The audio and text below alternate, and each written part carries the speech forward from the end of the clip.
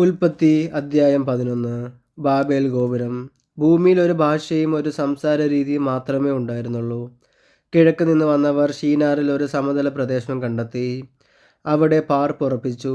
നമുക്ക് ഇഷ്ടിക ഉണ്ടാക്കി ചുട്ടെടുക്കാം എന്നവർ പറഞ്ഞു. അങ്ങനെ കല്ലിന് പകരം ഇഷ്ടികയും കുമ്മായത്തിന് പകരം കളിമണ്ണും അവർ ഉപയോഗിച്ചു. അവർ പരസ്പരം പറഞ്ഞു, നമുക്കൊരു പട്ടണവും ആകാശം മുട്ടുന്ന ഒരു ഗോപുരവും തീർത്ത് പ്രശസ്തി നിലനിർത്താം. അല്ലെങ്കിൽ നാം ഭൂമുഖത്താകെ ചിന്നിച്ചിതറിപ്പോകും. മനുഷ്യർ നിർമ്മിച്ച നഗരവും ഗോപുരവും കാണാൻ കർത്താവ് ഇറങ്ങി വന്നു. അവിടുന്ന് പറഞ്ഞു, അവരിപ്പോൾ ഒരു ജനതയാണ്, അവർക്കൊരു ഭാഷയും. അവർ ചെയ്യാനിരിക്കുന്നതിൻ്റെ തുടക്കമേ ആയിട്ടുള്ളൂ.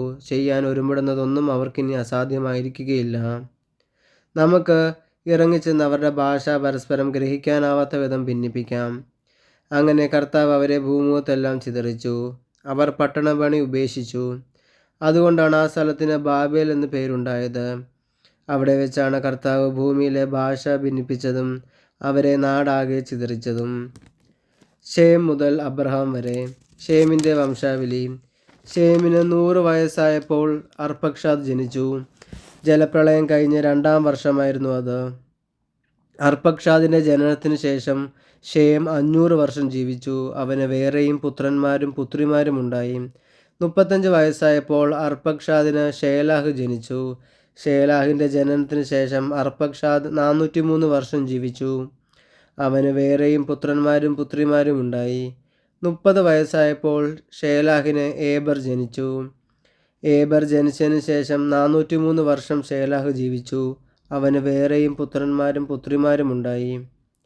34 വയസ്സായപ്പോൾ ഏബറിന് പേലഗ് ജനിച്ചു. പേലഗിൻ്റെ ജനനത്തിന് ശേഷം ഏബർ 430 വർഷം ജീവിച്ചു. അവന് വേറെയും പുത്രന്മാരും പുത്രിമാരും ഉണ്ടായി. 30 വയസ്സായപ്പോൾ പേലേഗിന് റേവു ജനിച്ചു. റേവുവിൻ്റെ ജനനത്തിന് ശേഷം പേലേഗ് 209 വർഷം ജീവിച്ചു. അവന് വേറെയും പുത്രന്മാരും പുത്രിമാരും ഉണ്ടായി. 32 വയസ്സായപ്പോൾ റേവുവിന് സെരൂഗ് ജനിച്ചു. സെരൂഗിൻ്റെ ജനനത്തിന് ശേഷം റേവു 207 വർഷം ജീവിച്ചു. അവന് വേറെയും പുത്രന്മാരും പുത്രിമാരും ഉണ്ടായി.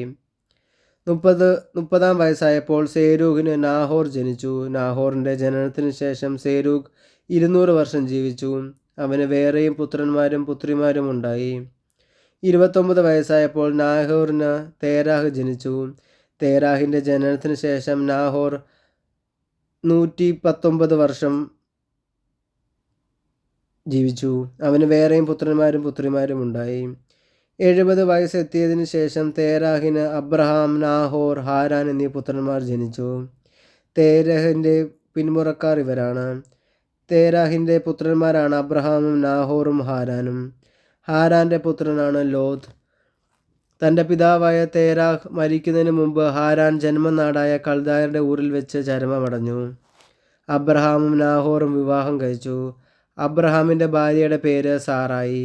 നാഹോറിൻ്റെ ഭാര്യയുടെ പേര് മിൽക്ക. അവൾ മിൽക്കയുടെയും ഇസ്കയുടെയും പിതാവായ ഹാരാൻ്റെ മകളാണ്. സാറായി വന്ധ്യയായിരുന്നു. അവൾക്ക് മക്കളുണ്ടായില്ല. തേരാഹ് കൽദായരുടെ ഊരിൽ നിന്ന് കാനാൻ ദേശത്തേക്ക് യാത്ര പുറപ്പെട്ടു. മകൻ അബ്രഹാമിനെയും പേരക്കിടാവും ഹാരാൻ്റെ മകനുമായ ലോത്തിനെയും അബ്രഹാമിൻ്റെ ഭാര്യയെയും തൻ്റെ മരുമകളുമായ സാറായിയെയും അവൻ കൂടെ കൊണ്ടുപോയി.